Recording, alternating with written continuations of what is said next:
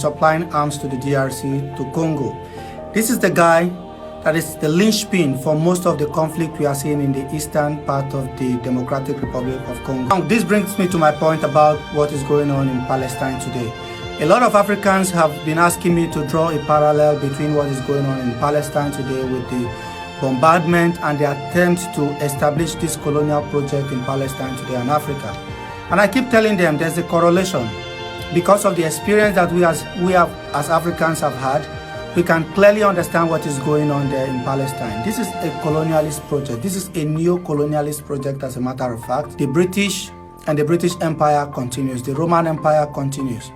And what they are trying to do now is that they are bringing white people from Europe, bringing Ashkenazis from Europe to go to that land, to live among Arabs, and to stay in that strategic location to enable the British and the Americans to continue to steal resources out of not just the subcontinent within of Asia, but also Africa. They want to get resources out of the Middle East, and once they are done with there, they are going to move forward to the Sinai, they are going to move to Egypt, they are going to come down to the Sahel. And I'm glad that you guys are seeing it today.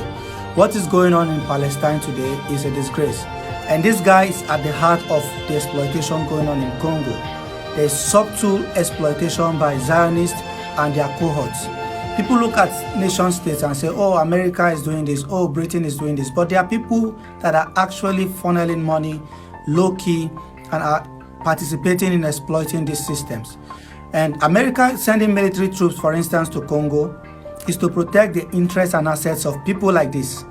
This guy has destabilized the eastern part of the DRC to the point whereby I think Donald Trump during his early days even sanctioned him.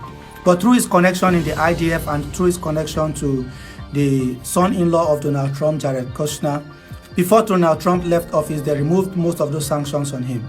And I think Joe Biden has reimposed those sanctions on this guy.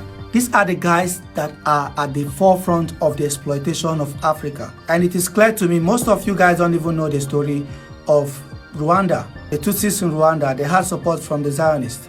And the regime of the Tutsis in Rwanda have support from the Zionists, and they continue to get that support today.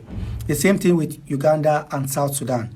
So they are using these countries as a base to exploit the Eastern DRC. I repeat, the exploitation we are seeing in the Eastern DRC today, this is one of the guys, there are so many of them, but this is one of the Zionists that is responsible for the chaos we are seeing in the eastern part of the DRC today.